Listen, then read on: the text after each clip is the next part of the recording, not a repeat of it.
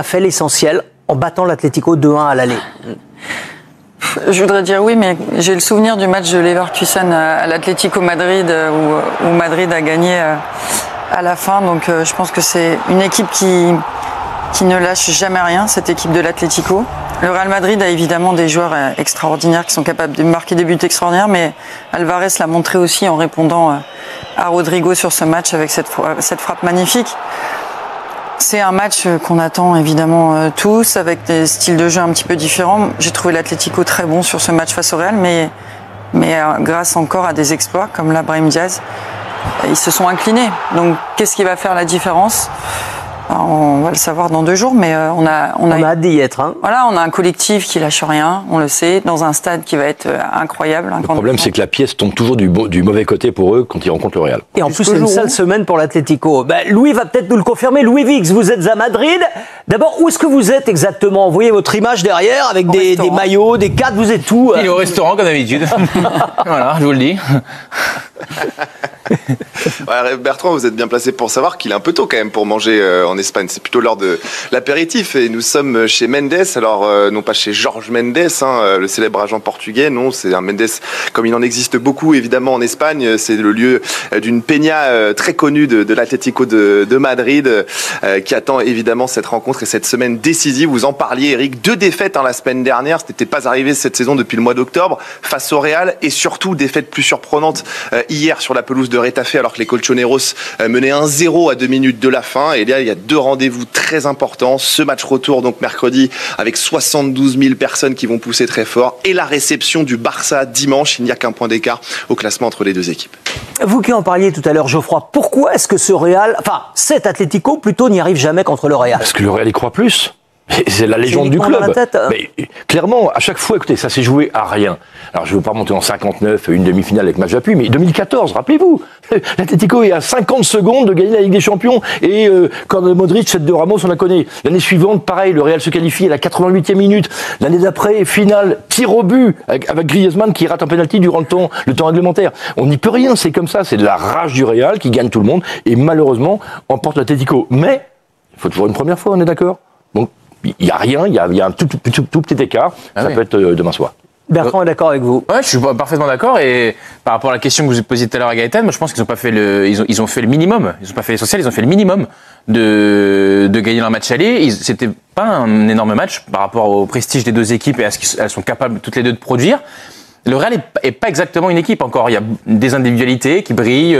Parfois c'est Vini, parfois c'est Mbappé, mais c'est rarement tous ensemble. C'est une équipe qui est poreuse, qui prend des buts, qui a un milieu de terrain qui est pas exactement encore du niveau, selon moi, de celui qui a fait le prestige du Real ces 10 dernières années. Il y a très loin Kroos, Modric, Casemiro. On n'y est pas du tout. D'ailleurs, il y a certains Français dont on attend plus.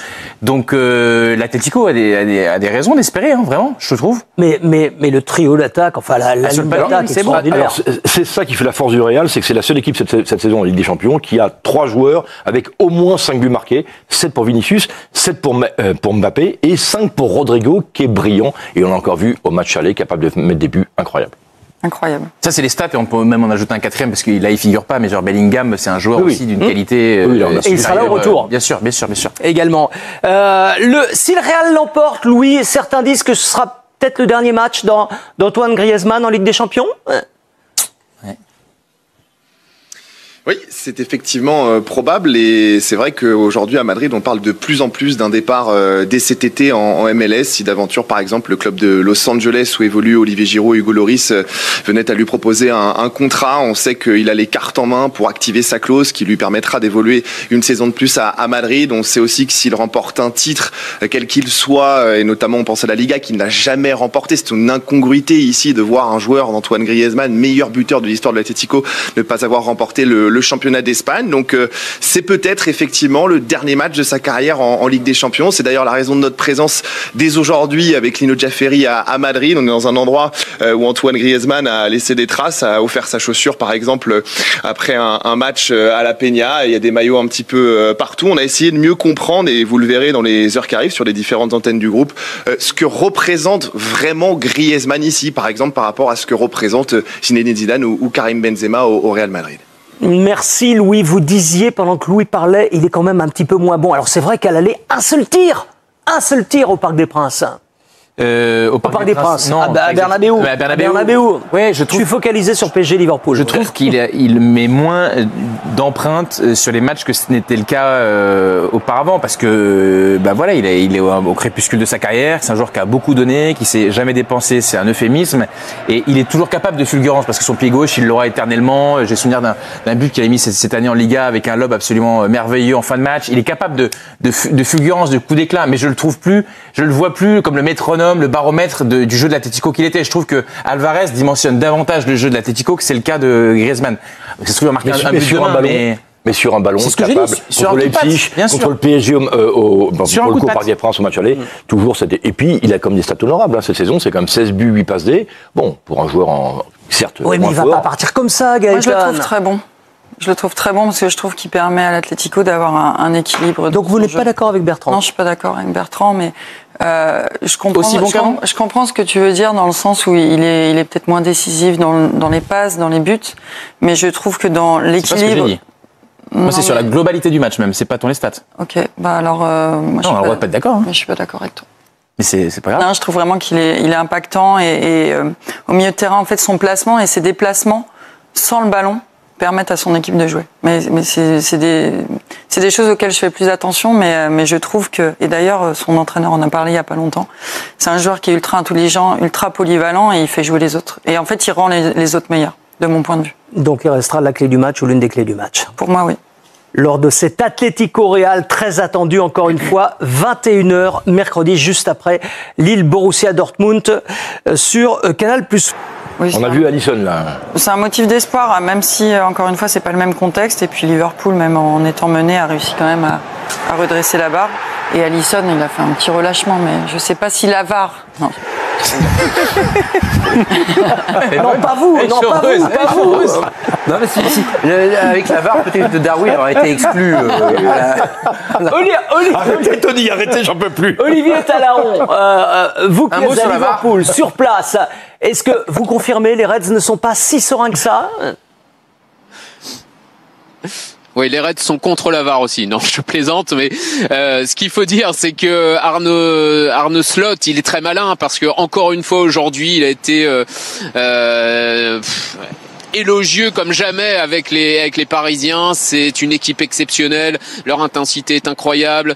C'est une équipe, c'est sans doute l'équipe qui nous a le plus gêné depuis le début de la saison. Ils sont super forts, mais on les a battus.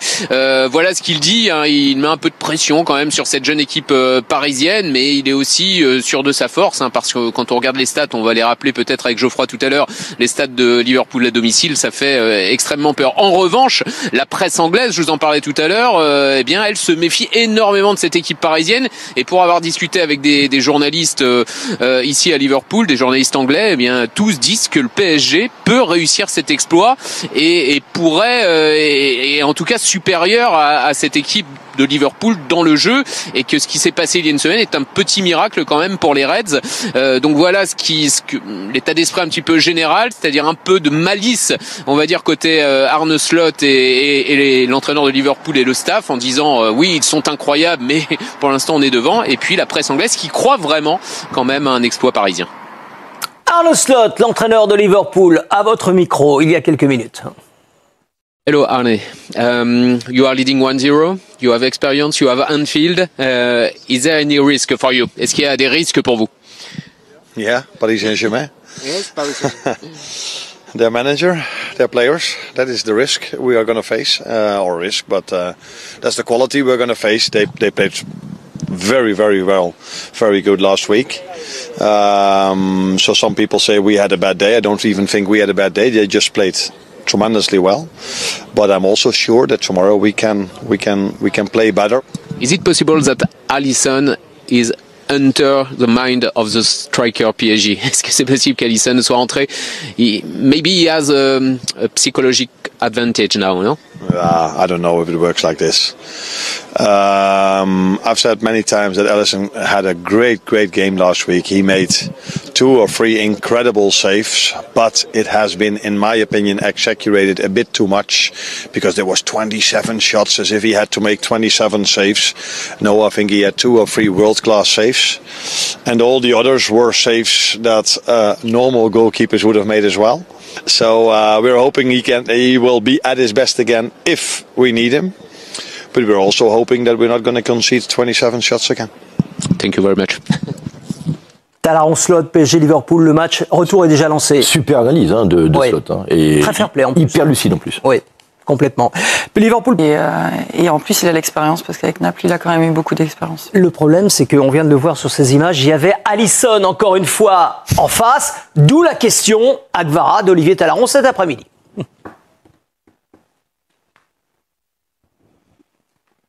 Hello, Gvisha. It was a nightmare with Alisson in the first game. Is it possible he's enter in your mind